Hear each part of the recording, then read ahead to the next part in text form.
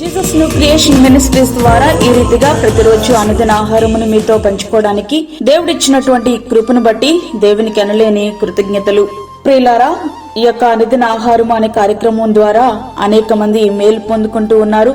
మాకొస్తున్నటువంటి messages ను బట్టి, phone calls ను బట్టి మేము ఎంతగానో దేవుని స్తుతిస్తున్నాం.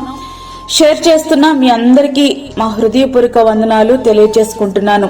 వాక్య ధ్యానంలోనికి మనం వెళ్దాం. హెబ్రీలకు రాసిన పత్రిక 1వ అధ్యాయము 1వ వచనం. విశ్వాసం అంటే నిరీక్షింపబడి వాటి యొక్క నిజ స్వరూపమును, అదృశ్యమైనవి ఉన్నవనటకు రుజువై ఉన్నది. మన జీవితాల్లో నమ్మకూడని వాటిని చాలా సులభంగా నమ్మేస్తూ ఉంటాము.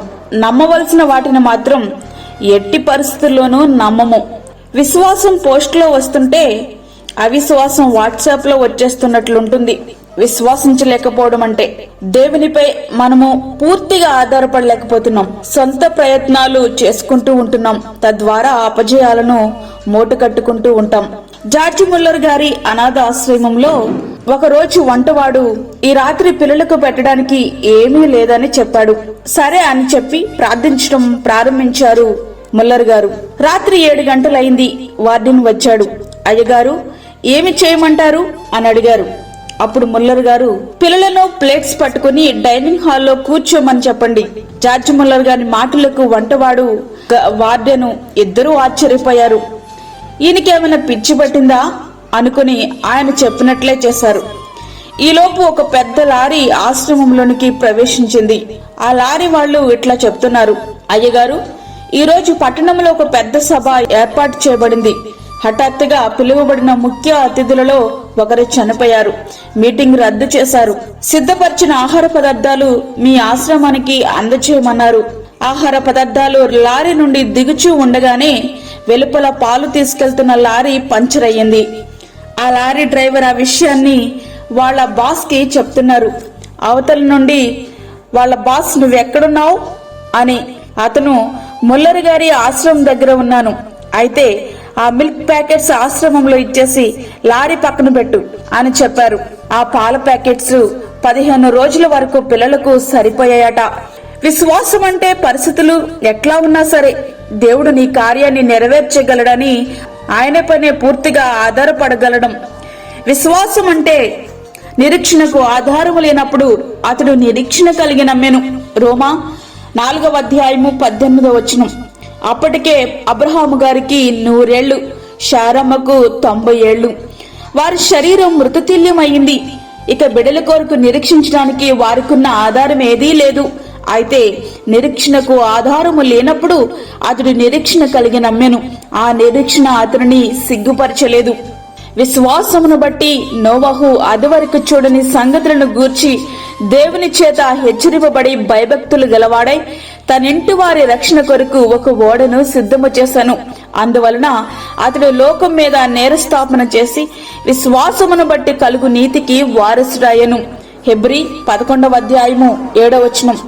నోవహు గారు అప్పటి వరకు తన జీవితంలో భూమి మీద ఒక్క వర్షపు చినుకు పడడం చూడలేదు. అయితే దేవుడు అంటున్నారు, ఏకరీతిగా 40 రాత్రులు పగళ్ళు ఆకాశం నుండి వర్షం కురుస్తుందని. కానీ నోవహు అది ఎట్లా సాధ్యమని దేవుని ప్రశ్నించలేదు. విశ్వసించారు, అంతే. తన కుటుంబాన్ని రక్షించుకోగలిగారు. విశ్వాసమును బట్టి రాహాబు అనే వేశ్య వేగుల వారిని సమాధానముగా చేర్చుకున్నందున అవధేయులతో పాటు నశింపకపోయెను. హెబ్రీ 11వ అధ్యాయము 31వ వచనం. అంతేకాదు, ఆమె యేసుక్రీస్తు వంశావళిలో చేర్చబడింది. అది విశ్వాసం అంటే. మోషే పెద్దవాడైనప్పుడు విశ్వాసమును బట్టి ఐగుప్తు ధనము కంటే క్రీస్తు విషయమైన నింద గొప్ప భాగ్యమని ఎంచుకొని అల్పకాలము పాపభోగము అనుభవించట కంటే దేవుని ప్రజలతో శ్రమ అనుభవించటం మేలని యోచించి ఫరో కుమార్తె యొక్క కుమారుడనను అనిపించుకొనుటకు ఒప్పుకొనలేదు. ఏలయనగా అతడు ప్రతిఫలముగా కలగబో బహుమానమందు దృష్టించెను. హెబ్రీ 11వ అధ్యాయము 24 నుండి 26 వచనాలు. ప్రతిఫలం కానానులో అడుగు పెట్టలేకపోయినా పరమ కానానులో మాత్రం మోషే గారు అడుగు పెట్టగలిగారు. మేము సేవించుచున్న దేవుడు మండుచున్న వేడిమి గల అగ్ని గుండముల నుండి మమ్మను తప్పించి రక్షించుటకు సమర్థుడు. దానియేలు 3వ అధ్యాయం 17వ వచనం. ఆ విశ్వాసమే షద్రకు, మేషకు, అబేద్నెగోలు అన్న వారిని అగ్నిగుండం నుండి తప్పించగలిగింది. ఆ అగ్నిగుండమును ఆహ్లాదకరంగా మార్చగలిగింది వారి యొక్క విశ్వాసమే. ప్రియ స్నేహితుడా, వాక్యం ఉంటున్నటువంటి ప్రియ దేవుని బిడ్డ, వీళ్ళెవరూ సమస్యను చూచి భయపడిన వారు కాదు. ఆ సమస్యను పరిష్కరించగల దేవునిపైనే విశ్వాసం ఉంచిన వారు. ఇట్లాంటి విశ్వాస వీరులను ఆదర్శము చేసుకుని మనము కూడా విశ్వాసులకు మాదిరిగా జీవిద్దాం.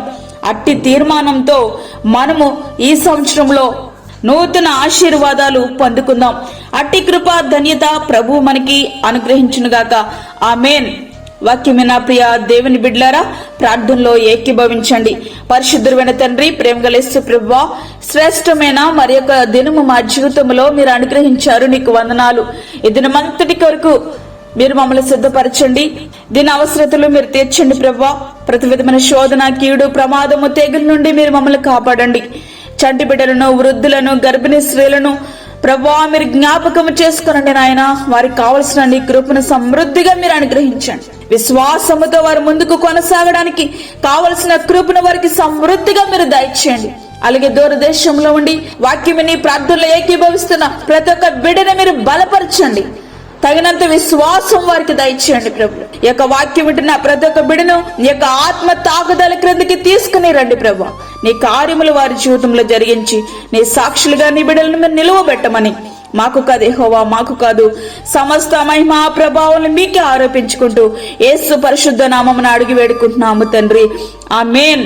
ఈ యొక్క వర్తమానములు మీ బంధువులకు, మీ స్నేహితులకు షేర్ చేయండి. దేవుని పనిలో మీరు కూడా పాలిభాగస్తులు కండి. అదే విధంగా మీ ప్రార్థన అవసరతలు మాకు తెలియచేయండి.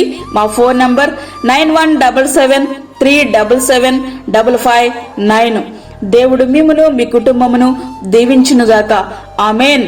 దేవుని సేవలో మీ సహోదరి అన్నమణి సాల్మన్. మా ఛానల్ని సబ్స్క్రైబ్ చేయండి, షేర్ చేయండి, లైక్ చేయండి. దేవుడు మిమ్మల్ని దీవించునుగాక. ఆమేన్.